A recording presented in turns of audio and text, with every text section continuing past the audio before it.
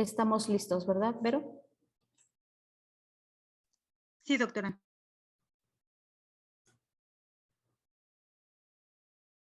Bien. Bueno, buenas tardes a todas, todos, todis, por su compañía en esta tarde. Les damos la bienvenida al primer conversatorio del ciclo que hemos titulado Diálogos en torno al fortalecimiento lingüístico. Esta es una iniciativa impulsada por el Centro de Investigaciones Interdisciplinarias, el Laboratorio de Educación y Mediación Intercultural, la licenciatura en Educación y Mediación Intercultural y la maestría en Estudios Amerindios y Educación Bilingüe. Estos proyectos fincados en la Facultad de Filosofía de la Universidad Autónoma de Querétaro. Nos acompaña el doctor Alejandro Vázquez Estrada, él es jefe de investigación y posgrado y también coordinador del Centro de Investigaciones Interdisciplinarias, a quien me gustaría cederle la palabra para dar inicio a esta jornada. Bienvenido, doctor Alejandro, y muchísimas gracias por acompañarnos esta tarde.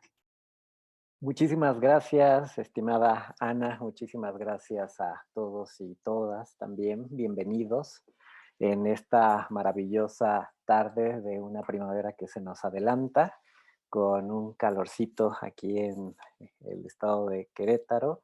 Y pues ese calor también tiene que ver un poco con esta emoción, con este gusto que tenemos el día de hoy de compartir este espacio, como bien lo señaló la doctora Ana Alonso.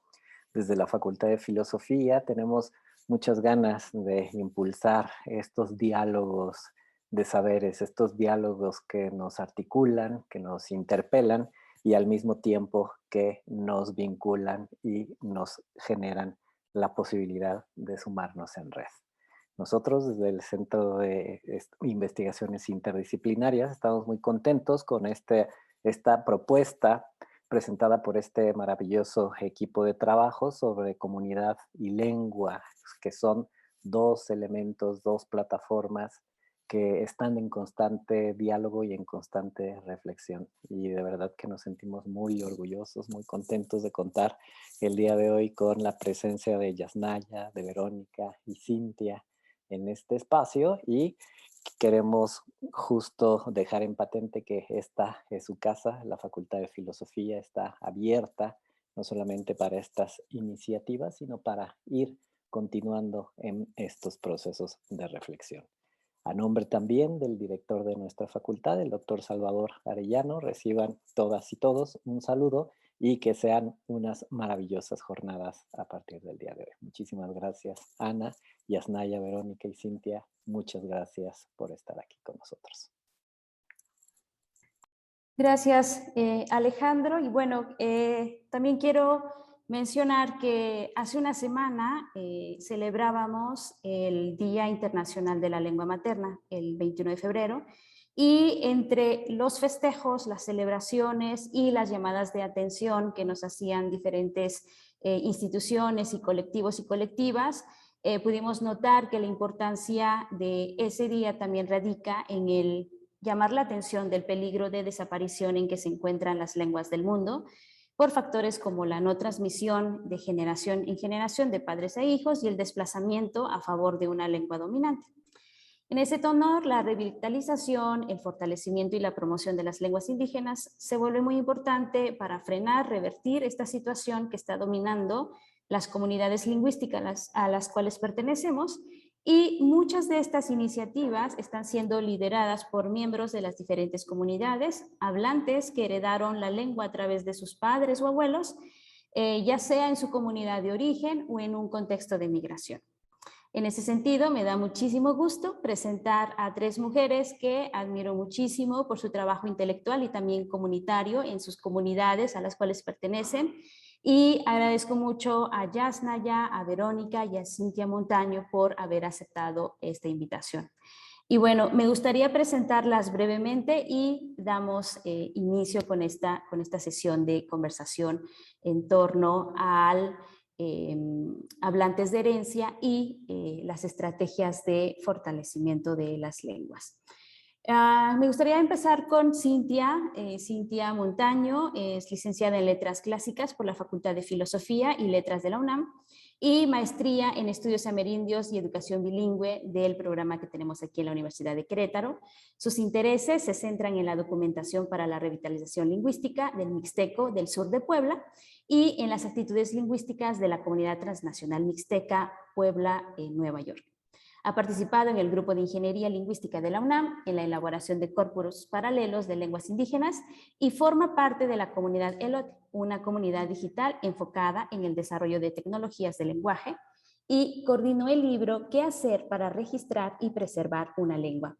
Aproximaciones a la documentación lingüística, y actualmente Cintia se encuentra cursando el programa de doctorado en lingüística en la Universidad de California en Berkeley. Muchísimas gracias, Cintia. Pues sigo con Yasnaya. Yasnaya Elena Aguilar Gil forma parte del colectivo MIGE, un colectivo de jóvenes mijes que realiza actividades de investigación y difusión de la lengua, historia y cultura mije. Yasnaya estudió lengua y literaturas hispánicas y cursó la maestría en lingüística en la UNAM. Ha colaborado en diversos proyectos sobre divulgación de la diversidad lingüística, desarrollo de contenidos gramaticales para materiales educativos en lenguas indígenas y proyectos de documentación y atención a lenguas en riesgo de desaparición. Se ha involucrado en el desarrollo de material escrito en mije y en la creación de lectores mije hablantes y otras lenguas indígenas. Se ha involucrado también en el activismo para la defensa de los derechos lingüísticos de los hablantes de lenguas indígenas y en el uso de las lenguas indígenas en el mundo virtual y la traducción literaria. Muchas gracias también, Yasnaya, por haber aceptado esta invitación. Y finalmente paso con Verónica Aguilar, quien es traductora, nacida en Abasolo del Valle, colonia mixteca en Veracruz, y como profesionista ha trabajado principalmente con lenguas mayoritarias, pero hace un año decidió mudarse a San Juan Mixtepec, en el territorio histórico de los mixtecos, para recuperar la lengua de su familia. Además, trabaja en la ONG Cultural Survival en el área de derechos de los pueblos indígenas, mientras colabora con algunos proyectos lingüísticos entre Abasolo y Mixtepec. Y bueno, sin más, le doy la palabra a Yasnaya, quien estará coordinando esta conversación con Verónica y Cintia. Y bueno, muchísimas gracias a todos por su compañía y también por hacernos llegar las preguntas para nuestras panelistas. Adelante, Yasnaya. Schneischnamuk hat kahan da schon da kumad Vero at Cintian Mayaga und Snaiden Punetja Adam John Patmodada pues da muy namuk shundonas ka Adam no nayo que te oye. Bueno, quería saludarles en Ayub. Primero, muchísimas gracias por la invitación, por hacer posible estos diálogos y pensar juntas, pensar en colectivo lo que podemos hacer. Creo que ya tenemos más o menos un diagnóstico, tal vez no a detalle, pero las conclusiones generales del diagnóstico de la situación de la diversidad lingüística de las lenguas indígenas en general es más o menos unánime, ¿no? Sabemos que la situación es difícil, hay un consenso en el ritmo de la pérdida de las lenguas y también las motivaciones y las posibles consecuencias que eso tiene. Pero ahora creo que es importante hablar de cómo vamos a hacer, y en eso hace relativamente poco yo empecé a escuchar sobre la categoría hablantes de herencia, gracias a la lingüista Elena Ibáñez, que ha trabajado con lenguas yumanas, ¿no? Sobre todo. Entonces, me pareció muy interesante que estuviera abordando esto y yo dije, ¿qué es eso, no? Exactamente. Y creo que nos hemos enfocado en, bueno, en personas que ya llevan generaciones que la lengua se ha perdido en la familia, o por otro lado en comunidades de hablantes, ¿no? Pero a veces ignoramos que existe toda una comunidad o una serie de personas que están en una situación en la que, si bien no son hablantes, digamos, fluidos de la lengua, pero sí tienen mucha de esa herencia lingüística, y todavía más que están muy comprometidas en recuperar, ¿no? En desarrollar esas habilidades. Y eso los pone en una situación particular, creo yo, muy esperanzador por un lado, pero creo que sujetas a bastantes presiones de diferente tipo en cuanto a identitario y tal. Entonces, para mí es muy interesante poder hablar con dos de esas personas que creo que están haciendo mucho y están planteando reflexiones que no podemos hacer quienes somos hablantes de lengua indígena y tampoco quienes absolutamente han perdido la lengua, ¿no? Es un espacio liminar muy interesante que nos da pie a reflexiones sobre el quehacer de la recuperación lingüística. Entonces, muchísimas gracias. Quiero plantear una primera pregunta inicial a Verónica y a Cintia sobre cómo se dieron cuenta, por así decirlo, que estaban en esta situación liminar o que eran hablantes de herencia, sabían de la categoría, de la palabra. ¿Cómo fue ese proceso de descubrimiento de saber que eran eso, que estaban en ese espacio peculiar de transición intergeneracional, por así decirlo? ¿Qué es un hablante de herencia? Vero, no sé si quieras comenzar. Empiezo yo. Buenas tardes a todos. Qué gusto ver a tanta gente por aquí. No soy experta en hablantes de herencia. Uno no se puede estudiar a sí mismo, pero ojalá que de algo sirva mi experiencia. Pues yo me di cuenta del valor de la lengua de mis abuelos cuando tenía 12 años.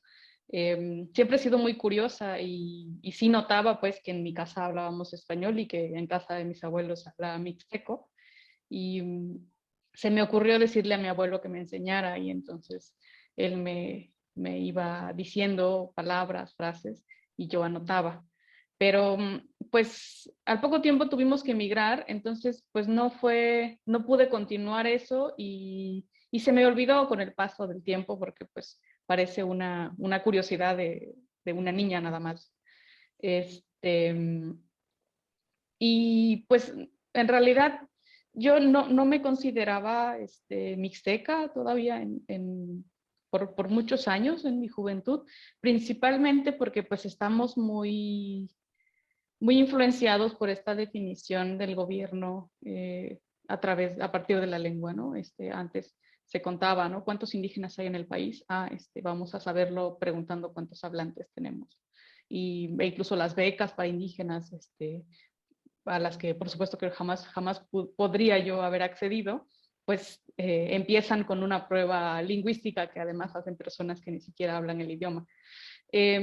Entonces, pues yo realmente notaba que era un bien de mi familia, o sea, que era un conocimiento que existía en el haber familiar, pero pues, cuando era muy joven no me preguntaba porque es que yo no lo hablaba. Fue hasta ya bastante grande, ya durante la universidad, un poco en las clases de lingüística, otro poco leyéndote a ti, Yasnaya, empecé a preguntarme cosas acerca de mi identidad, por qué no hablo yo mixteco y por qué tantas personas de mi generación, en mi comunidad, están en la misma situación que yo.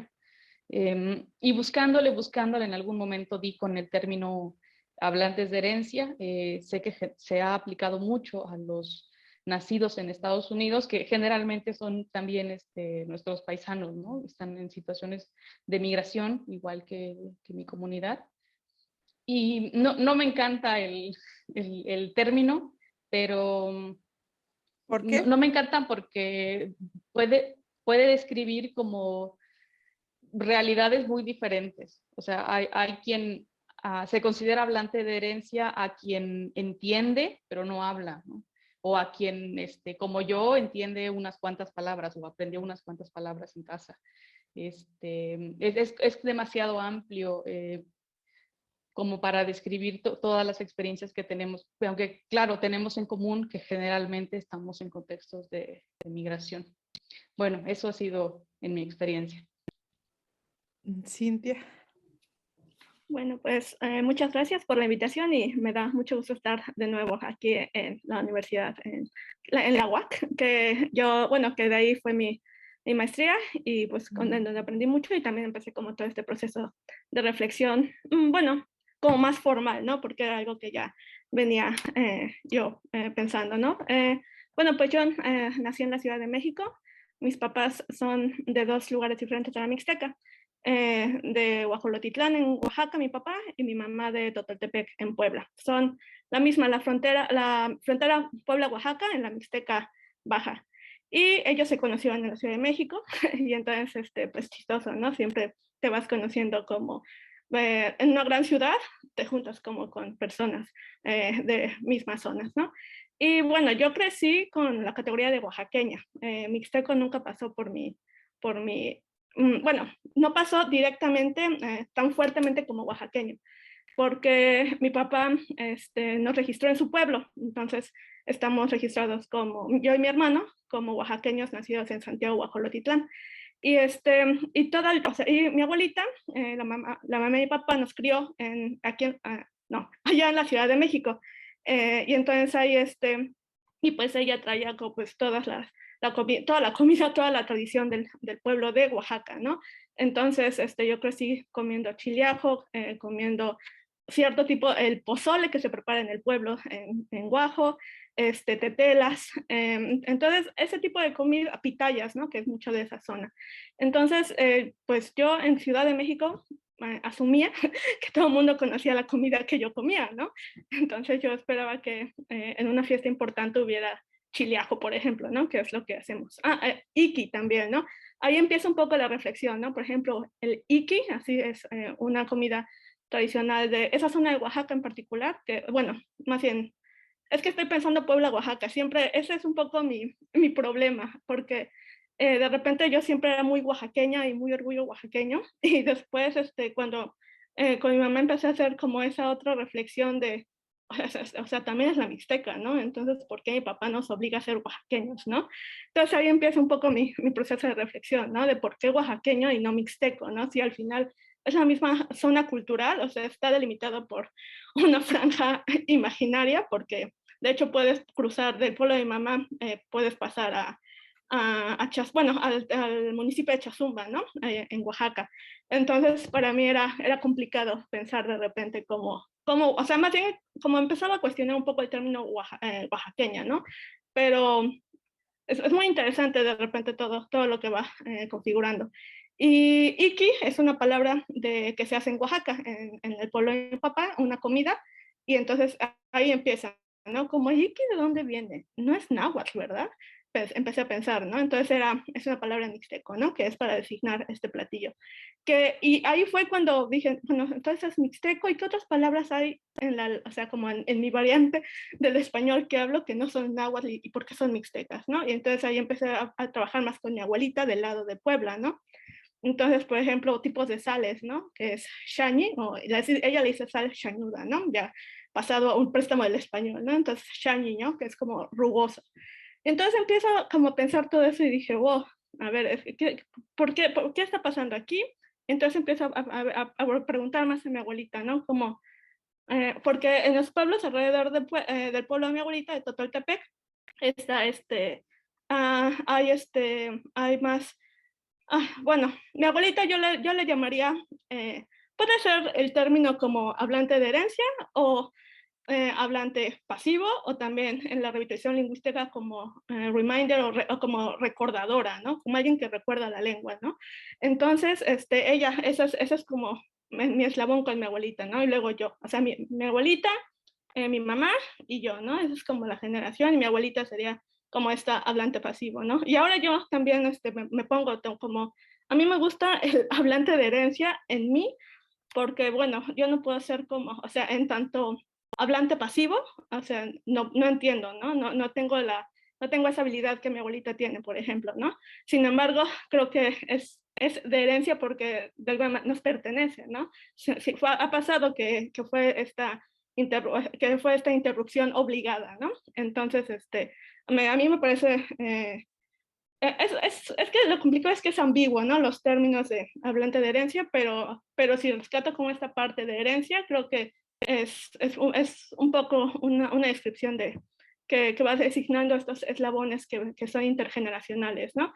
Pienso, por ejemplo, el hablante nativo en mi familia sería mi bisabuela, mi abuela sería la hablante pasiva o recordadora, como me gusta llamarlo más, y luego mi mamá, ¿no? Que ella, bueno, no no habla la lengua ni la entiende, y después yo, que sería como la curiosa que empieza a ver qué está pasando aquí, ¿no? Entonces, ese fue más o menos mi proceso, como estar en un contexto urbano, pero con dos frentes, ¿no?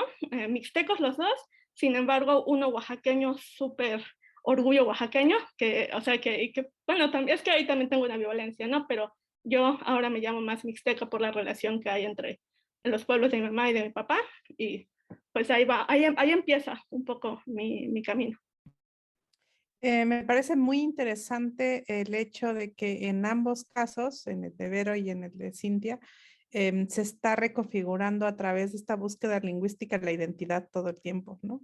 Eso me parece muy importante en cuanto a la relación justamente con lengua e identidad, con categorías que plantea el Estado como indígena, como el hecho de asumirse o no mixteca, como las fronteras entre trazadas exteriormente, como la frontera entre Puebla y Oaxaca. Y entonces ustedes están todo el tiempo como haciendo esas reflexiones y problematizando eso.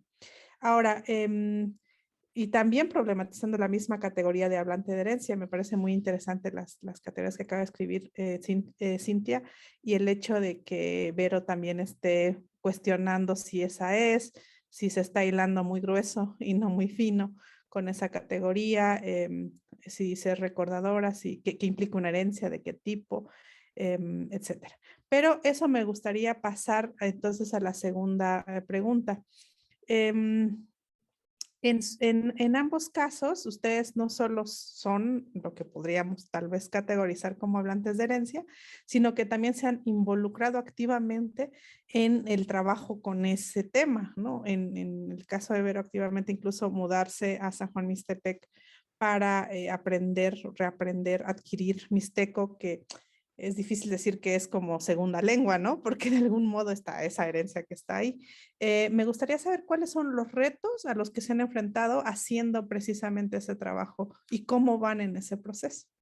No sé si esta vez quiere empezar Cintia y después Vero.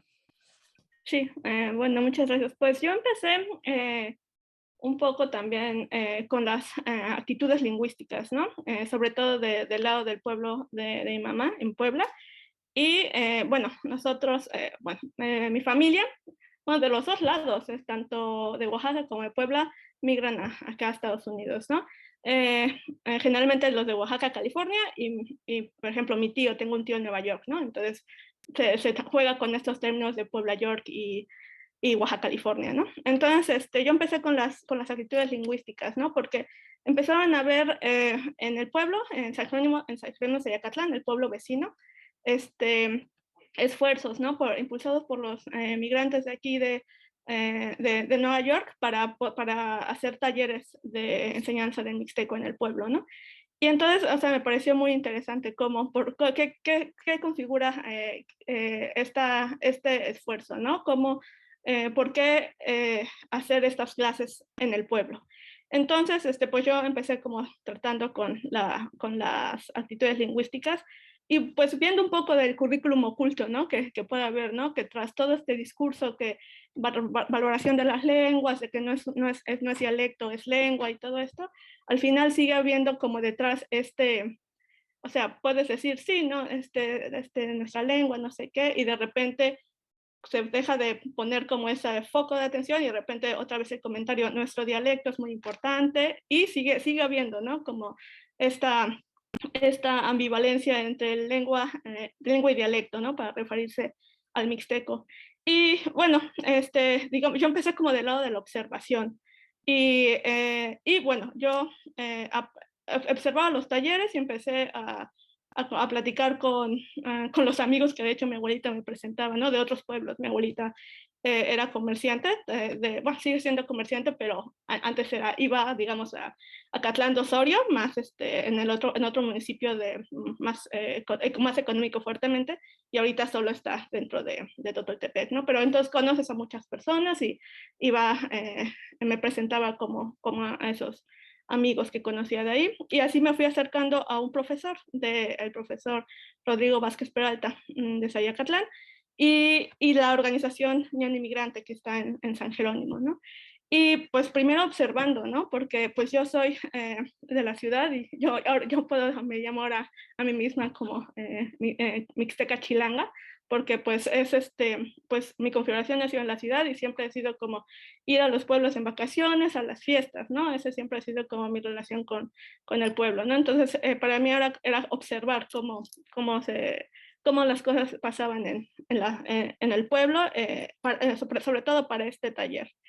Y bueno, o sea, es muy diferente, ¿no? La experiencia que puedes tener estando, obviamente, ¿no? In situ en el pueblo que estar yendo y viniendo, ¿no? Pero también hay configuraciones diferentes, por ejemplo, fuera del territorio, digamos, original en Puebla y, digamos, en Staten Island, en Nueva York, ¿no? Que también es como una reconfiguración simbólica del territorio allá, ¿no? Con la comunidad migrante allá.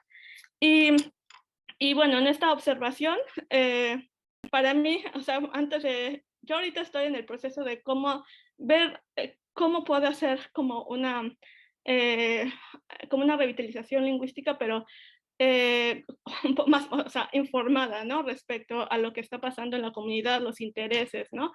Y, o sea, lo que quiero iniciar, mi trabajo de campo para este verano sería ahora sí ser mucho más activa, ¿no? De lo que antes fui mucho más observadora o observadora participante tal vez, pero ahorita como en otro tipo, más activa en tanto empezar como a como una reflexión en torno a estos términos que, aunque parece que ya están como en todos lados, ¿no? Como la diferencia entre lengua y dialecto, ¿no? Pero ver qué más hay detrás y a partir de una reflexión, digamos, como metalingüística, regresar como a este tema otra vez, como de la lengua en sí, en relación a cómo la comunidad impacta, ¿no? ¿Cuáles son los lugares donde la lengua se ocupa en el pueblo activamente, ¿no? Más allá como que se enseña, porque bueno, ahí está la escuela bilingüe, ¿no? Bueno, otras cosas que las que pienso es como los diferentes niveles de utilidad en cada comunidad, ¿no? Aquí la generación más joven son los abuelos, entonces diferentes estrategias de revitalización en este pueblo que en otro, digamos, donde la generación de los padres son los hablantes, ¿no? Entonces, en este punto estoy en este proceso de reflexión, ansiando, trabajando en los proyectos que quiero hacer allá como en conjunto con las personas que conocía, pero pues afinando detalles, digamos. Muy interesante, sin lugar a dudas nos va a gustar mucho, me va a interesar mucho poder dar seguimiento a eso y que nos compartas tu experiencia para que seguramente será muy útil para otros contextos. Vero. Gracias, Jazz. Pues yo con frecuencia regreso o menciono el tema de lengua en relación con la identidad, pero tiene que ver, y creo que pasa también con Cintia, tiene que ver más bien como con explicar el camino, ¿no? Saber cómo sucedió esta reflexión y cuánto estuvo influenciada por la definición de la identidad indígena a partir de la lengua que se nos ha impuesto y que no necesariamente es la nuestra. Y he asumido este trabajo de aprender el mixteco más como un derecho a recuperar un saber que le perteneció a mi familia y no tanto como una obligación o no tanto como es que quiero que se me reconozca desde fuera o en fin, porque pues en realidad no hace falta y creo que Cintia también podrá decir lo mismo. En nuestras comunidades pues no necesitamos hablar mixteco para que se nos vea como alguien de esa comunidad, ¿no? Para que nos cobijen como miembros de allí. Y por supuesto que a estas alturas tampoco nos interesa el reconocimiento de fuera, sino más bien es como un poco también llevar la contraria, o sea, como un derecho y también llevar la contraria al Estado mexicano y decir, miren, podemos recuperarlo. Ahora, en cuanto a cómo me va, pues hay días y días, o sea, yo originalmente quería estar aquí 6 meses nada más. Me puse a ahorrar y dije, me voy a Mixtepec. El tajeo que anda por ahí me ayudó a hacer un presupuesto, me acuerdo. Todavía ni empezaba la pandemia y estábamos pensando en eso. Y cuando llegué me dediqué por completo, ¿no? Había ahorrado, me dediqué unos 5 meses, yo creo, de los 6 que tenía planeado, así enteramente al Mixteco. Y después pues ya bueno, les cuento, en esa temporada estuve yendo casi diario a una casa y vivía en Mixteco prácticamente todo el día. O sea, regresaba a mi casa ya en la tarde, nomás a ordenar cosas y dormir. Pero de ahí, como ya decidí quedarme más tiempo, ahora pues trabajo de tiempo completo, estoy encerrada en una oficina virtual de lunes a viernes. Y sinceramente hay días en los que ni siquiera para ir a comprar tengo ganas de esforzarme con el Mixteco. O sea, sí es cansado. Entonces hay mucho de trabajo individual, de mantenerse en la disciplina, y por otro lado también no ser tan exigentes con uno mismo y decir, pues si estás cansado se vale que hoy no quieras intentarlo, ¿no? Y por otro lado también está el trabajo de la comunidad que te acompaña. O sea, la familia con la que yo iba, siempre que me la encuentro, porque luego pasan días y no los visito tan frecuentemente, y me dicen, ¿cuándo vas? Me dice Juanito, que es el niño con el que practico. ¿Cuándo vas a la casa para que yo te siga enseñando? O el señor de la tienda, que cada que llego me insiste en decírmelo todo en mixteco. También ahí es donde entra la comunidad con un papel bastante fuerte de querer compartir su conocimiento y de querer apoyar un esfuerzo individual, porque pues sí aprecian pues que uno esté intentándolo. Y bueno, sinceramente, otra razón para estudiar mixteco es por puro gusto, porque me gusta aprender lenguas. Hablo ya otras 2 lenguas extranjeras. Y además, como me parece que es bastante complejo el problema de la revitalización lingüística y quisiera entrarle, me interesa trabajar en esa área en Navasolo del Valle, que es mi comunidad allá al sur de Veracruz. Creo que podré hacerlo de una mejor manera si yo hablo la lengua. Entonces, también hay motivos profesionales para estar entrando. Bueno, es lo que tengo para contar.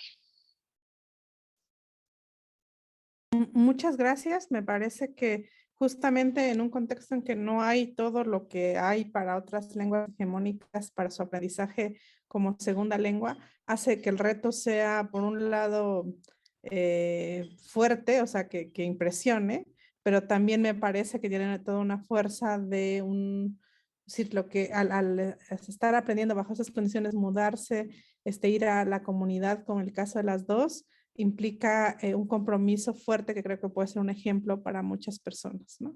Es contrahegemónico en el sentido en que cada vez que ustedes, tanto Cintia como Vero, están en su comunidad, están haciendo este tipo de trabajo, le dicen a todo ese sistema que borró la lengua que no, ¿no? O sea, es un no constante y vamos a trabajar para, ¿cómo decirlo? Para revertir una violencia muy fuerte, ¿no? Una resistencia ahí, pero también desde el gusto, como ha dicho Vero también. La pregunta sería, ¿cómo hacemos desde sus reflexiones y también de sus procesos de acercamiento a la lengua y a este aprendizaje? ¿Cuáles serían para ustedes las claves para garantizar o qué habría que hacer para garantizar que las nuevas generaciones, o sea, transmitir la lengua, cómo garantizamos la transmisión intergeneracional? ¿Cuáles retos son? ¿Cómo podemos hacer que los padres, las madres de familia sí transmitan su lengua materna? ¿Y cómo lo hacemos desde lo familiar, desde la comunidad? Y algunas tal vez pautas también, porque no va a ser lo mismo garantizar esta transmisión intergeneracional en la propia comunidad como en la migración. ¿Cuáles creen ustedes que serían los principales puntos que habría que empezar a trabajar para garantizar ello? No sé, ahora Vero, si quieres comenzar tú. Gracias. Pues de inicio esperaríamos que la discriminación estructural fuera desapareciendo. Creo que ese sería como el primer punto. Pero ya que eso es pedir las perlas de la Virgen, al menos por ahora, y no por ello dejaremos de insistir, creo que en las comunidades hace falta una resistencia consciente, así, con plena conciencia de la situación en la que estamos. Primero, aceptar que la lengua se está perdiendo, porque hay comunidades que están muy confiadas, que piensan que no hay ningún peligro. Y luego, tener esta postura política, de alguna forma política, de decir, es valioso, es un rasgo como muy nuestro y lo quiero mantener, y más aún le vamos a llevar la contraria al gobierno que nos ha estado atacando en estos rasgos culturales desde años y años. Entonces, yo empezaría por allí. Por un lado, pedir respeto a los derechos lingüísticos de los pueblos indígenas, y por otro lado, en las comunidades plantear una resistencia consciente y organizada, pues donde nos podamos poner de acuerdo para seguir transmitiendo la lengua, y que nos pongamos de acuerdo en el método que nuestras condiciones permitan. Seguramente en migración requerirá bastante más trabajo porque hay menos hablantes con los cuales tener contacto, pero esa sería la base, creo. Sí, bueno, perdón. Adelante, Cintia. Disculpe, es que sí, es justo como dice Verónica, ¿no? Sobre las perlas de la Virgen, que eso sería como de entrada, ¿no?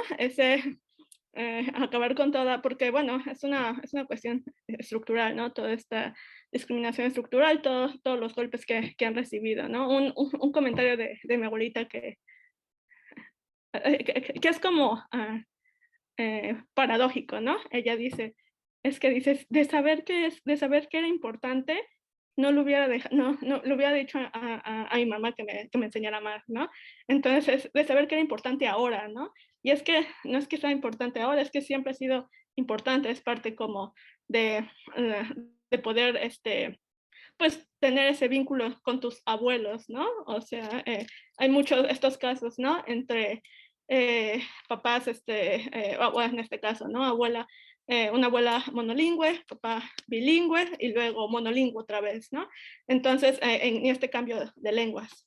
Y ahí es como tal vez también quitar esta idea, ¿no? Que en realidad, pues, bueno, también, ¿no? Retomando tus textos, Yasnaya, sobre los bilingüismos, ¿no? Sobre un bilingüismo español-mixteco está también como un bilingüismo español-inglés, y aquí incluso, ¿no? Bilingüismo mixteco-inglés, ¿no? Donde no necesitas, digamos, del español para poder, digamos, desarrollarte aquí en Estados Unidos, ¿no? Que también hay comunidades que lo manejan así, ¿no? Entonces, no sé, a mí, pensando, ¿no? En que primero, ¿no? Que se acabara o que se garantizaran, ¿no? Los derechos básicos lingüísticos, ¿no? Y que eso mismo haría que no tendríamos sería tan natural, ¿no? Como yo aprendí español de mi mamá, porque esa lengua fue la que se involucró, pero si no se hubiera quitado eso, mi lengua sería mixteco, dandavi, del sur de Puebla, y español como lengua franca, digamos, ¿no? En este caso, ¿no? Pero ahora estamos en esta situación, ¿no? Y pues no sé, siempre pienso en que los contextos sociolingüísticos son muy importantes como para saber qué hacer. Bueno, Cintia. ¿Me escuchan? Bueno, ¿me escuchan? Sí, hola, Cintia. Sí, te logramos escuchar. Perdón. Sí, hablaba como de los contextos sociolingüísticos, donde como es importante como tener en cuenta cuál es la vitalidad lingüística y cómo se van configurando estas relaciones intergeneracionales, ¿no? Para saber de qué manera cómo garantizar esta transmisión. Estaba pensando, por ejemplo, ¿no? Aquí en Estados Unidos, ¿no? Sobre, no sé, personas que, cómo garantizas, digamos, la transmisión de una lengua minorizada aquí, que por ejemplo el español, ¿no? Que también está en, en esta pelea entre inglés y español, ¿no? Pero ahora otra lengua, digamos, el mixteco aquí en Estados Unidos, ¿no? Que al final, pues, puede ser como la lengua, en este contexto, en un contexto de migración, como la lengua de casa, ¿no? Y revalorizarla por su utilidad y por también su simbolismo, ¿no? Su utilidad en tanto lengua de casa como parte de tu interacción día con día, que también te va a hacer un vínculo con tu familia, digamos, en México, ¿no? Y entonces, como esa revalorización de cómo, cómo ver cada lengua, ¿no? Digamos, el mixteco en Estados Unidos, ¿no? Digamos, el mixteco en casa, ¿no? Que es algo que se puede dar, ¿no? La plática con tu familia, ¿no? Ya sea por notas de voz, digamos, ¿no? Y digamos el español en otro ámbito, ¿no? Que puede ser como con otros hablantes, otros migrantes hablantes del español aquí, y el inglés, ¿no? Como esta lengua franca e incluso de trabajo aquí, ¿no? Entonces, estos, ¿cómo decirlo? Estos ámbitos lingüísticos diferenciados, de cualquier manera creo que hacer darle la utilidad simbólica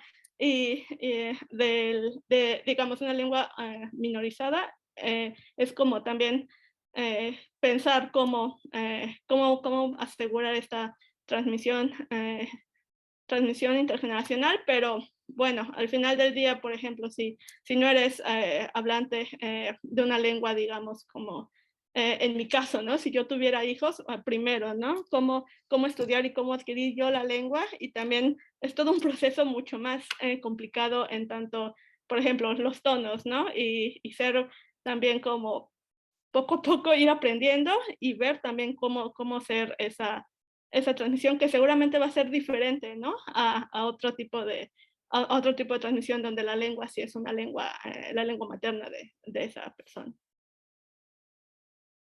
Ambas mencionaban, ¿no? La importancia de tener la conciencia y de tener ese compromiso tanto en la comunidad de hablantes en las que estemos, o sea, tal vez no la comunidad física, por así decirlo, del territorio, sino la comunidad de hablantes, ¿no? Sea esta migrante, sea esta reconstruida, imaginada.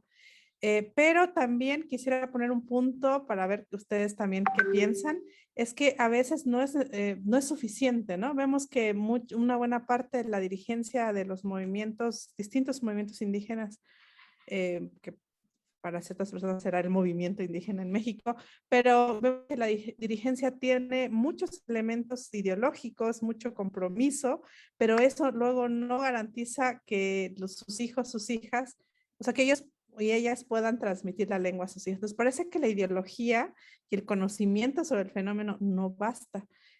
¿Ustedes cuáles serían entonces los siguientes pasos? Además, claro, es necesario, ¿no? Saber, conocer, tener un compromiso, pero parece que no está bastando.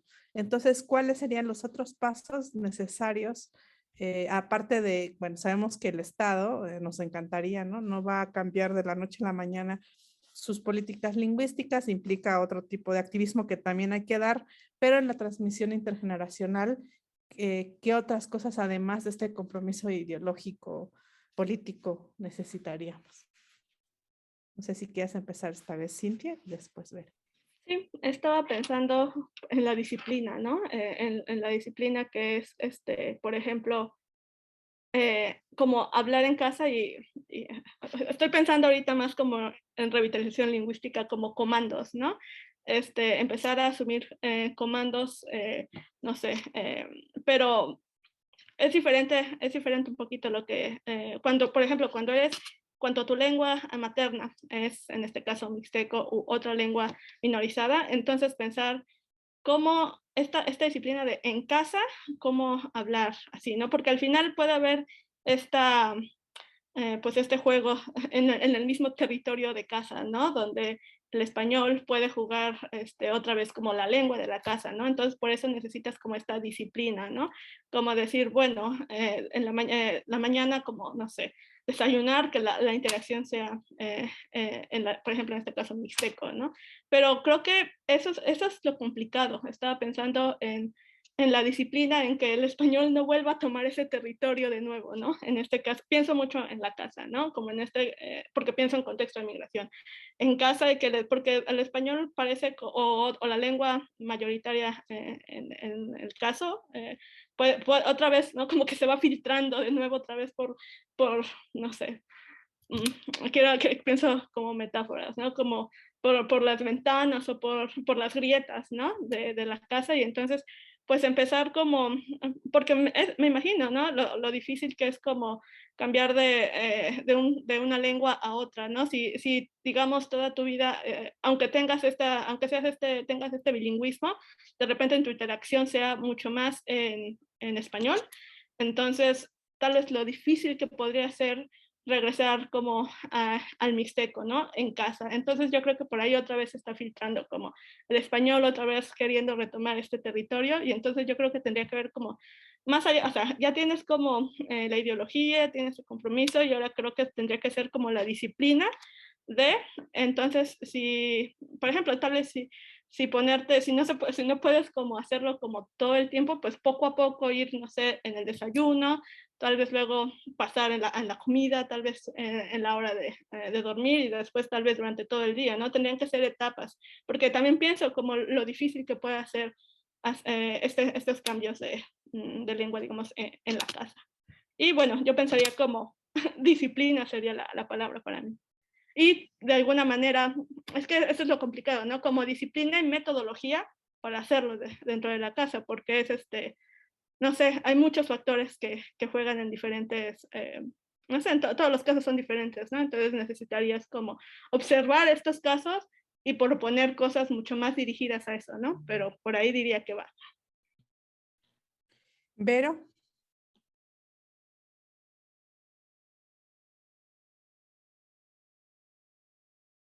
Gracias. Pues cuando hablo de resistencia consciente y de compromiso, toma de decisiones sobre la metodología, como bien dice Cintia, un compromiso de mantener la disciplina, de ponernos de acuerdo, ya sea en una comunidad pequeña como una casa o en una más grande como una población, de decir, bueno, les vamos a hablar a todos así, o obligatoriamente a estos niños se les va a insistir con la lengua. O sea, es esta clase de acciones, no digo, bastante más concretas que un simple saber así de una manera tan vaga que las lenguas son importantes.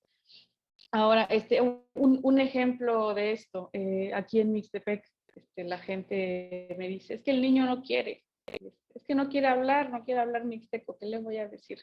Y pues claro, el niño no sabe qué le conviene, el niño no sabe que le conviene comer verduras, y de todos modos hay que insistirle para que se las coma. Entonces, ahí es donde el adulto tiene que ser consciente y tiene que estar informado también de que si se lo dejamos a que la naturaleza, digamos, a que de manera natural el niño aprenda, el niño no va a aprender porque la presión del español es muy fuerte. Lo tiene en la escuela, ahora en el internet, en el celular, en el Facebook, en la tele, en la radio, en todas partes. Entonces, solo una resistencia en la práctica, con prácticas diarias, va a poder hacerle un contrapeso a toda esa presión del español. O sea, no podemos dejarlo simplemente a lo que el niño piensa que le conviene. Y en ese sentido, pues conviene propiciar espacios no solo domésticos, sino también públicos, donde se use la lengua y que no solo estén relacionados con el aprendizaje, que también pueden ser lúdicos. Me voy a permitir dar un ejemplo de algo en lo que yo estoy colaborando aquí en Mixtepec. Estamos haciendo talleres de prácticamente cualquier tema para propiciar momentos de uso exclusivo del mixteco. Hemos tenido reuniones para jugar ajedrez, damas chinas, para aprender a usar barro, a hacer platitos de barro.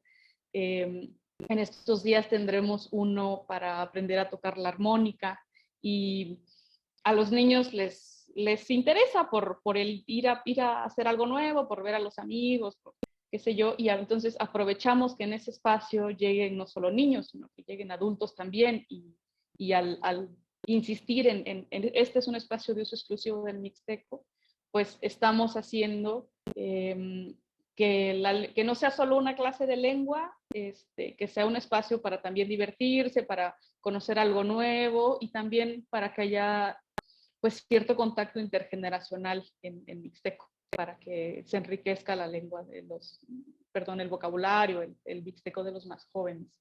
Entonces yo hablaría de eso, o sea, de acciones concretas, no nada más afirmaciones abstractas acerca de por qué son importantes las lenguas indígenas.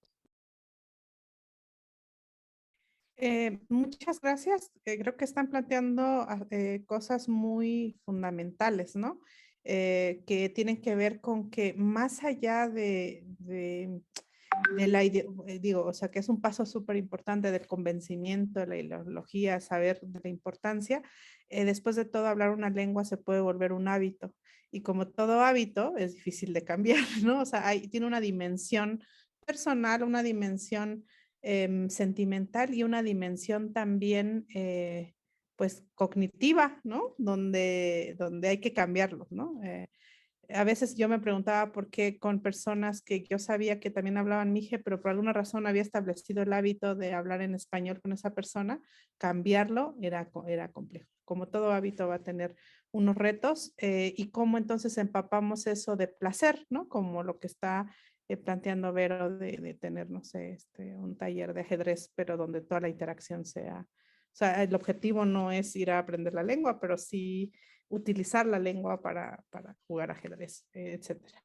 Y entonces, yo creo que esa metodología, mucha de esa, pues se ha desarrollado para otras lenguas, pero nuestro contexto es distinto también, ¿no?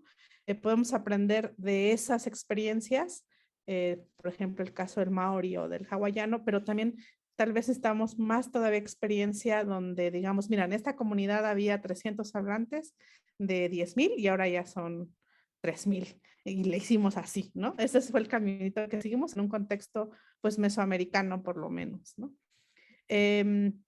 También quería hacer, pues, tenemos ya poco tiempo, pero y para ir cerrando, ¿cuáles creen ustedes que serían las ventajas de usar ahora que estamos, bueno, la brecha digital sigue ahí, pero tenemos acceso a más espacios digitales y de las nuevas tecnologías, como le llaman? ¿Cuáles serían las ventajas? ¿Ustedes las han utilizado? ¿Cómo las han utilizado? ¿Cuáles ven que son sus pros y sus contras en este trabajo de revitalización lingüística? No sé si ahora quieres comenzar, Vero y Cintia, además de pedirles algunas palabras de cierre para ir justo pues despidiéndonos poco a poco. Yo le encuentro muchas ventajas a la tecnología. Primero porque nos puede permitir algo como esto, ¿no? Estar en contacto a la distancia para esta clase de temas. Gracias a foros, grupos, directorios, he ido conociendo de la experiencia de otras personas con preocupaciones similares a la mía y he mantenido contacto cercano con personas como Cintia, que igual que yo están en reaprender una lengua que alguna vez tuvo la familia. Definitivamente puede ayudarnos mucho para revitalización de la lengua, pero trato de no encantarme con ella. Me parece que los proyectos digitales deben estar anclados a proyectos pues que tengan, ¿cómo decirlo? Que tengan una contraparte fuera de Internet, fuera de las tecnologías, porque solo de esa manera podemos esperar que tengan mayor durabilidad. Que por ejemplo, una aplicación, caduca la aplicación y luego que sigue, ¿no? Lo producido durante todo ese trabajo que implica hacer una aplicación no tiene mucho sentido si no se enmarca dentro de un programa comunitario, un proyecto comunitario, una clase, una escuela. En fin, creo que conviene como no irnos con el espejismo de que la tecnología nos va a salvar, más aún cuando tenemos problemas el problema de la brecha digital, de repente, no sé, el internet falla, la luz falla. Entonces yo empezaría por ahí. Y la reflexión me la guardo para después de Cintia. Cintia. Sí, pues creo que al igual que Vero pienso como justo, ¿no? Estas aplicaciones y demás recursos como herramientas que tienen que estar contextualizadas en algo mucho más grande que simplemente como estando ahí en el internet sin ser usadas en la comunidad, una comunidad de estudiantes incluso de la lengua o una comunidad como el pueblo tal cual, ¿no? Yo pensaba en, por ejemplo, lo que yo empecé a hacer al inicio cuando estaba aprendiendo. Era yo sola e iba, digamos, para hacer mi trabajo de campo en la facultad, en la maestría, al pueblo. Y yo, un trabajo que hice como aparte de mi trabajo de campo era como con la profesora grabar, con otra profesora con la que trabajaba, grabar frases de uso común, ¿no? Como buenos días, hola, ¿cómo estás? ¿Cuánto cuesta esto? ¿Cómo se llama esto? ¿De dónde vienes? Estoy cansado y cosas así. Y yo ocupé una plataforma que se llama Memrise o sea, yo grabé, ¿no? Y luego corté y luego hice como mi cursito, David, que lo utilicé yo para ver bueno, tengo que recordar esto y tengo que aprender cómo se pronuncia, ¿no? Y pues se quedó ahí y está ahí yo nada más, ¿no? Y de repente ahorita que quiero estar como en la comunidad y pensando sobre todo en la brecha digital, ¿no? Que no hay que no tenemos el acceso a internet en el pueblo tan así como en las ciudades pues no sé, incluso el teléfono en sí mismo, ¿no? Pues no sé si eso va a funcionar o no, ¿no? O sea, no creo, no sé, tal vez sí, tal vez no, ¿no? Tal vez sí, porque bueno, pues tiene una antena apenas que sí llega a veces y a veces no, ¿no? Pero me pregunto si se podrá bajar el programa y entonces ver eso cómo impactaría dentro, porque a los niños les gusta esto, ¿no? Les gusta picar, les gusta ver y tener como los celulares, ¿no? Es algo que les llama la atención, ¿no? Y ver que está listado, digamos, en el curso, ¿no? En el catálogo de cursos de esta aplicación, la DAVI, ¿no? Y entonces es como parte, ¿no? De esa ¿cómo decirlo? Visualización de la lengua en otros espacios junto a otras lenguas, ¿no? Eso también, como que simbólicamente les gusta ver como que está a ese mismo nivel. Pero bueno, yo me pregunto cómo, si yo volviera a hacer esto en conjunto con, no solo para mí, sino como con los niños o con otras personas jóvenes o ver que esto cómo funcionaría, ¿no? Eso es algo que no lo he hecho y que pensaría cómo va a funcionar, cómo hacerle y ver qué resultados tiene. Hasta el momento yo, no sé, es como una acción, observar, pensar y pues ir testeando, ¿no? Ver también cómo va la situación. Sin embargo, sí, es parte de verlos como herramientas, pero siempre como contextualizadas, ¿no? Para cuál es su uso, ¿no? Es como el público al que va dirigido y todo esto.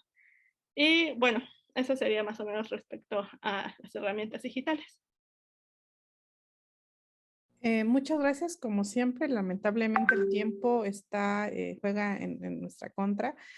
Todavía tenemos muchísimas preguntas que hacer, pero bueno, creo que es un muy buen, es una gran oportunidad haberlas escuchado y haber, digamos, escuchado de primera mano, por así decirlo, de personas que están ahora sí que en la primera línea, ahí trabajando con estos temas. Y bueno, antes de tal vez dar los comentarios finales, queremos abrir las preguntas al público para ver si hay preguntas para responder para las inquietudes que tengan para Cintia y para Vero.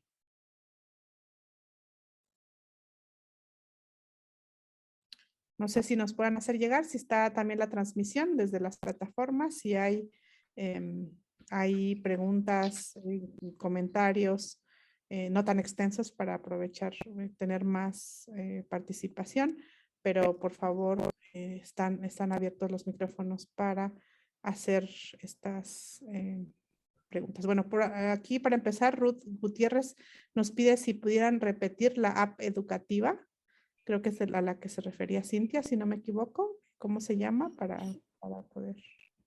Es Memrise, lo puse aquí en el chat, es como, bueno, ocupa más o menos esta idea de poner frases y un audio, entonces va con la memorización y la asociación, ¿no? Entonces te pone diferentes frases y tú vas seleccionando cuál, tú escuchas una frase, seleccionas qué significa o puedes seleccionar cómo se escribe, entonces por ahí vas gestionando tu propio curso, digamos, ¿no? Entonces me parece una aplicación muy, muy amigable para, pues una plataforma, ¿no? Donde puedes empezar como a crear tus cursos. Lo malo, pues justo eso, ¿no? Todo es en línea, y solo puedes bajar, por ejemplo, tu curso si pagas la versión premium, ¿no? Entonces, como, este es otro tema, ¿no? Los temas de los permisos y de las aplicaciones y a quién damos nuestros datos y todo eso, ¿no? Pero, bueno, esta es la aplicación que yo estaba ocupando. Justo eso queríamos preguntar si es posible hacerlo de manera gratuita, o sea, como dar de alta la lengua y empezar a grabar las frases, o no es posible, ¿no? Pero sí. Sí, justamente eso pone, como tú dices, en evidencia otro problema, ¿no? Muy bien, ahora Ana nos va a pasar una pregunta en el chat para poder formulárselas. Dice que nos están haciendo de varias. Quiero enseñar mi lengua, pero no exactamente cómo. No sé exactamente cómo. ¿Por dónde comenzamos? Alguien dice, quiero, ¿qué hago? ¿Cuál sería la primera? ¿Qué consejo pueden dar Vero y Cintia? Yo diría que hay que despegarnos del concepto de enseñanza escolar. Las lenguas indígenas tienen el gran reto de que no hay materiales ni para enseñanza, ni materiales para describir la lengua, más la variación, más tantas cosas. Entonces, no podemos pensar que vamos a aprender, por ejemplo, mixteco, como nos enseñan inglés en la escuela. Tenemos que pensar más bien en espacios de uso, yo insisto, en espacios de uso con temas diversos, con temas tanto de aprendizaje y temas donde simplemente, ámbitos diversos donde simplemente se use la lengua, se aplique algún conocimiento relacionado con la lengua, aunque parezca que no se está practicando, pero que esté ahí presente. Entonces, cada comunidad tendrá sus posibilidades según su contexto, pero hay que pensar fuera de la escuela. Muy bien, Cintia. Sí, yo estaba pensando, por ejemplo, eso me gusta mucho como dice Vero, ¿no? Como salirse del ámbito de educación instruccional, ¿no? De una clase de lengua, ¿no? O sea, así como la lengua está en todos lados y para empezar, o sea, empezar podría ser como comandos, ¿no? Y formar estos hábitos, como decía ya como, no sé, empezar comandos como, no sé, en la comida, pásame la sal, y entonces vas ejercitando algunas cosas, ¿no? O no sé, todos los días al despertar, saludar, o no sé, ¿no? Si lo vas a hacer en tu casa, o porque también en una clase es otro formato, ¿no? Y yo siempre ahorita estoy pensando en casa, ¿no? O si estás con un grupo de amigos, porque a veces puede ser muy, muy pesado, ¿no? Como tener como todo cómo empezar a introducir la lengua en el día a día, eso puede ser pesado, entonces ir poco a poco con comandos, con frases pequeñas que vas asimilando, ¿no? Y entonces, por ejemplo, yo a mí me gustan mucho los guajolotes y mi hermano que está pues en otra cosa completamente diferente a lo mío, ahora le dice colo al guajolote porque yo le digo guajolote. Porque yo digo colo, ¿no? Y entonces ahora se refiere a colo. Y ahora ya no es guajolote, sino colo. Y entonces, aunque es una cosa así, pues va ocupando espacios, ¿no? Entonces, empezar como con pequeñas cosas y después ir incrementando el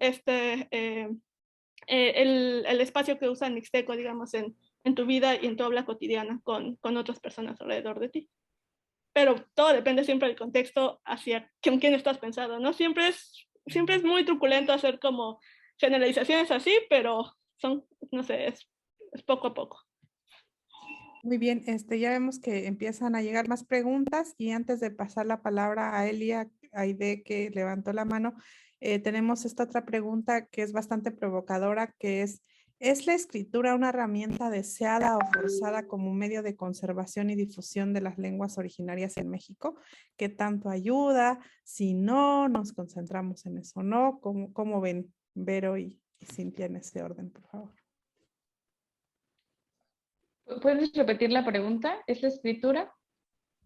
Ajá. La pregunta es la siguiente. ¿Es la escritura una herramienta deseada o forzada como medio de conservación y difusión de las lenguas originarias en México? Creo que justamente habla de esta correlación, ¿no? A veces nosotros en el Colmix decimos, pues podemos hacer muchas cosas de escritura, pero la lengua ya no hay hablantes, pero también las necesitamos en las clases de Mije como segunda lengua, etcétera. ¿Ustedes qué piensan de la escritura y su desarrollo como una herramienta para la conservación? Necesitamos de la escritura, por supuesto. La escritura es una herramienta súper valiosa para transmitir conocimientos, que no es la única, pero ha probado ser muy eficiente, ayuda en la reflexión, en fin. Nadie negaría su utilidad. Sin embargo, creo que en la revitalización o en los esfuerzos para aprender una lengua indígena no se debe considerar obligatoria. Yo me enfocaría principalmente en métodos más orales, porque muchas veces el insistir en escribir puede desincentivar el aprendizaje, ya que nuestras ortografías todavía son vacilantes, todavía no hay acuerdos tan claros entre las personas que escriben, y son muy pocas las personas que escriben además. Entonces, sin negarle el valor, yo diría que para gente como que está en situaciones como yo, que está aprendiendo la lengua por alguna razón, conviene no preocuparse tanto por eso. Quizá desarrollar un método propio y no meterse tanto en el problema de entenderse con los demás todavía. Aprovecho para recomendar un libro, les voy a anotar aquí el nombre, se llama Oral Language Acquisition, es una guía para adquisición de lengua oral. El autor es Hali Dardar, y a mí me está apoyando para acercarme al mixteco sin depender tanto de la escritura y sin preocuparme tanto por cómo escriben los demás. Muchas gracias. Si nos lo puedes poner también en el chat para quienes quieran copiarlo, y estaría genial tener una versión traducida al español, que también ese es otro tema, ¿no? Los materiales que tenemos. Pero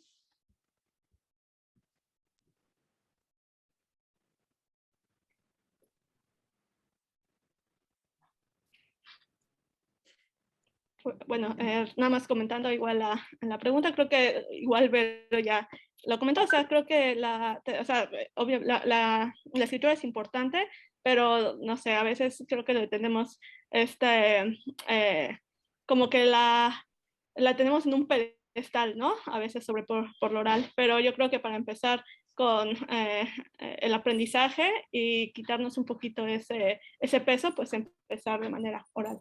Y pues ya nada más, creo que Vero apuntó las ideas necesarias sobre la escritura y la oralidad, y pues aquí también tomando nota del libro que comenta Vero, que ya empiezan a haber métodos, ¿no? De cómo enseñar la lengua, y pensaba, por ejemplo, en la situación del método de maestro-aprendiz, ¿no? Que es uno de los que se desarrolló aquí en Estados Unidos, ¿no? Para Canadá, ¿no? De cómo, pues, ponerte en conjunto con un con un hablante fluido de la lengua, y tener como tu aprendiz, ir poco a poco, ¿no? Escuchando la lengua, aprendiendo, y así vas desarrollando también una habilidad para la lengua. Y esto es oral totalmente, ¿no? Pero sí, claro, no se le niega la importancia de la forma escrita.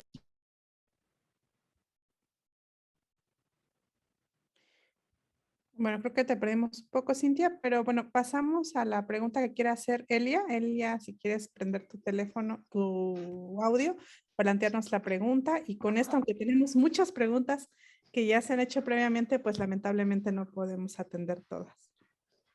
Sí, muchas gracias. Espero no tomarme mucho tiempo. La verdad es que quise tomar la palabra porque tengo una pregunta complicada. Primero que nada, les agradezco mucho todo lo que nos han compartido, y yo estoy aquí porque me llamó mucho la atención el título, que es Hablantes de Herencia.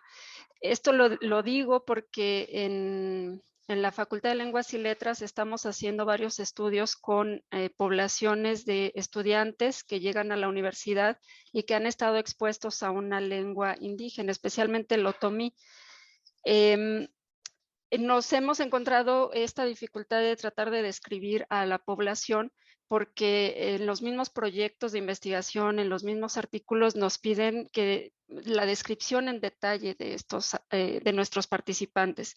Entonces nos metimos en la reflexión de qué tanto nuestros participantes o estos estudiantes universitarios que estuvieron expuestos a la lengua oral desde pequeños podrían ser considerados hablantes de herencia, pensando que el bilingüismo en general, hay muchos conceptos y hay muchas conceptualizaciones, pero que los hablantes de herencia podría ser un tipo de bilingüismo, es decir, en el que la lengua específicamente es una lengua minorizada, donde se aprende en el contexto familiar, pero nos dimos cuenta que estos contextos no aplican, o así como se habla de hablantes de herencia en otros países como Estados Unidos o en Europa, no aplican del todo a estos hablantes, específicamente porque finalmente las lenguas indígenas sí son lenguas oficiales en este país, y que en realidad no hay un entorno educativo, o no como tendría que ser,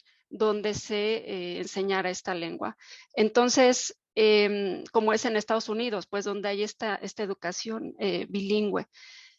A mí me gustaría saber específicamente qué piensan ustedes de este término. Yo sé que ya hizo la pregunta Yasnaya, pero ¿cómo podríamos describir estoy escuchando sus experiencias y es exactamente el perfil de nuestros estudiantes? Es decir, nosotros lo que queremos es tratar de poner en evidencia que el hecho de haber estado expuesto a esta lengua desde pequeños es suficiente para que más tarde puedan aprenderla de manera más rápida y más eficiente que alguien que no estuvo expuesto. Y así es como nos hemos dado cuenta que nuestros estudiantes o nuestros participantes aprenden más rápido estas palabras, por ejemplo, en otomí, palabras escritas, perciben mejor los sonidos. Es como si todo este conocimiento estuviera ahí latente, y que falta solamente encontrar el medio para que aparezca. Entonces, perdón, ya me extendí mucho. Mi pregunta es sobre este concepto de hablante de herencia y qué tanto podría o de qué otra forma podríamos describir esta trayectoria que tienen ustedes con la lengua en el seno, bueno, en la familia, pues. Es una situación algo compleja, pero creo que el término, el mejor tendría que ser hablante de herencia. Fíjate que las definiciones más actuales, más modernas sobre bilingüismo están basadas en el uso, y entonces se define al bilingüe como el que usa dos lenguas cotidianamente. Y en el caso de estos que describes, a lo mejor no las usan, aunque tienen cierto conocimiento. Ahora, en adquisición en lingüística se ha planteado que hay, digamos, como un límite de edad. No está probado muy bien de si existen y dónde está exactamente el límite, pero se teoriza que podría estar ahí entre los 12, 14 años como ser un umbral en el que si estuviste expuesto a la lengua antes de esa etapa, para los fonemas y cosas un poco más complejas de la lengua, más, no sé, como estos sonidos que no cualquiera puede hacer en una lengua si no es nativo, se supone que se adquieren de una mejor manera, o sea, que ya están aprendidos, ya tiene un avance este hablante del que hablas, y por eso se le facilita. Entonces, sí hay cierto nivel de conocimiento, pero yo no me atrevería a decir que es bilingüismo, al menos no en los usos actuales.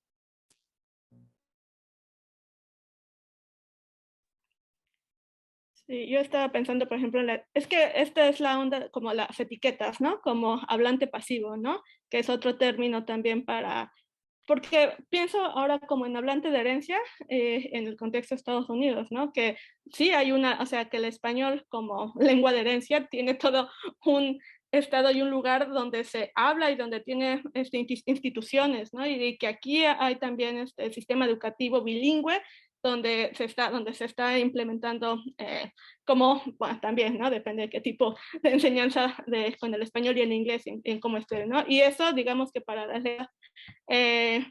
las lenguas indígenas, como tal vez ahí no entraría dentro de esa categoría como hablante de herencia, tanto que no tienen como todas esas estructuras institucionales donde puedes como aquí, ¿no? Como esta enseñanza tal cual y todo.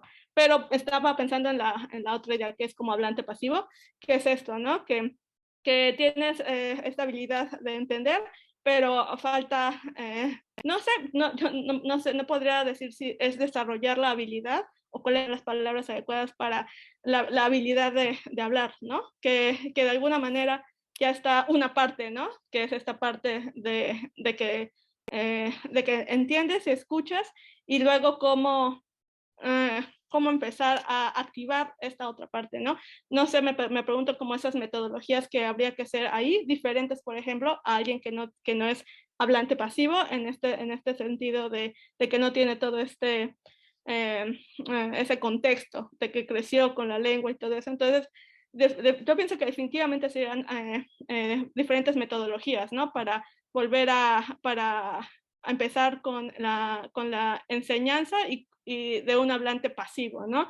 Tal vez más allá de hablante de herencia.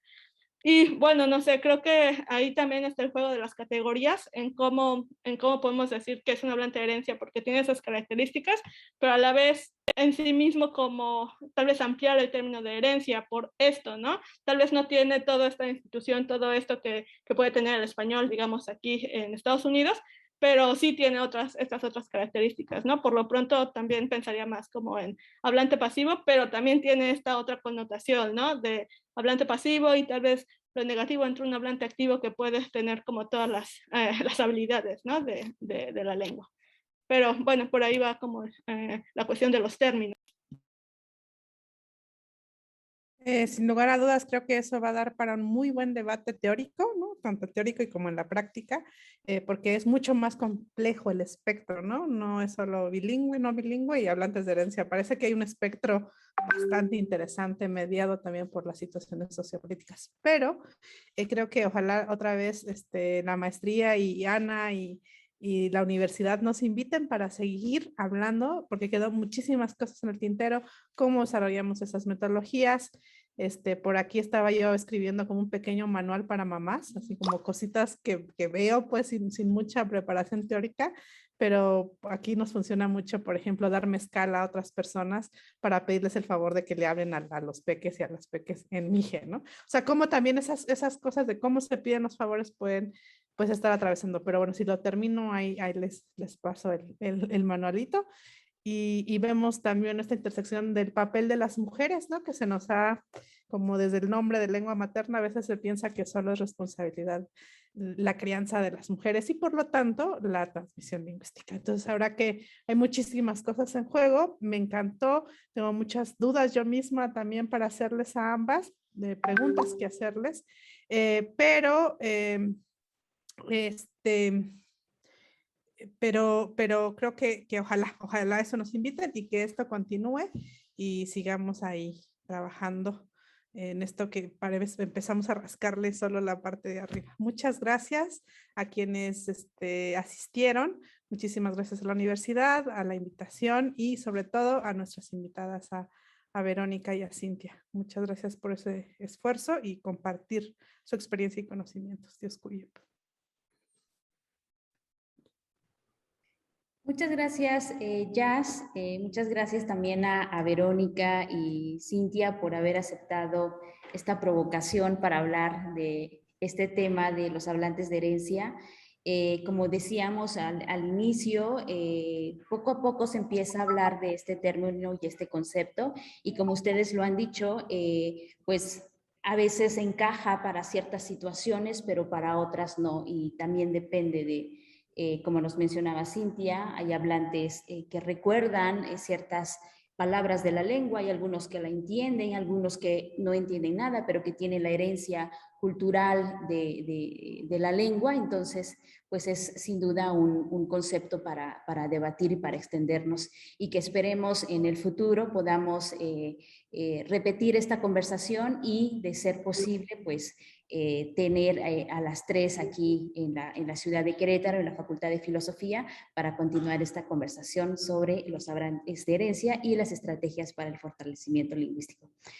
Bueno, pues muchísimas gracias a todos los asistentes. Les recordamos que habrán 2 sesiones más, a las cuales abriremos el registro de manera oportuna para que al final, si desean tener la constancia, pues puedan tener acceso a ella, ¿no? Y bueno, muchísimas gracias, Gushkende Yurultere, muchas gracias por haber asistido y nos vemos en la próxima sesión de este conversatorio.